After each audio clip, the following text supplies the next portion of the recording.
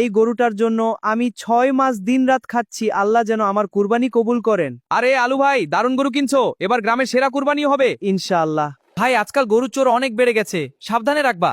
ভাই, আল্লাহর উপর ভরসা, কিন্তু আজ রাতে আমি নিজেই পাহারা দেব।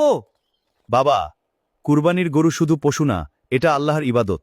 কেউ যদি এটা চুরি করে, সে শুধু টাকা নেয় না, সে গুনাহর আগুনে নিজেকে পুড়িয়ে ফেলে।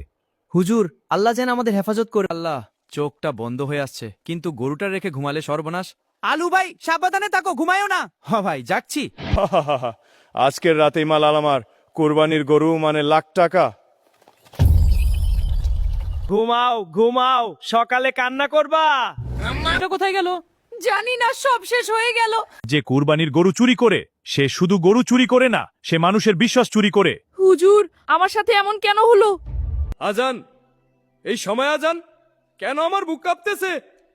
না, আমি ভয় পাবো না, টাকা লাগবে আমার।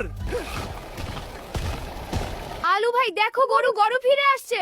আল্লাহ আল্লাহ, তুমি আমার দোয়া কবুল করছো। তুই গরু চুরি করছিস, এটা শুধু চুরি না, এটা আল্লাহর ইবাদতের সাথে বেঈমানি। হুজুর, আমি ভুল করছি, লোভ আমাকে অন্ধ করে দিয়েছে। ভাই, গরুটা আমার না, এইটা আল্লাহর আমানত, তুমি আমানত চুরি করছো। মনে রাখ, চুরি করলে শুধু মানুষ কাঁদে না, নিজের আত্মাও ধ্বংস হয়। আল্লাহর কাছে কঠিন হিসাব দিতে হবে।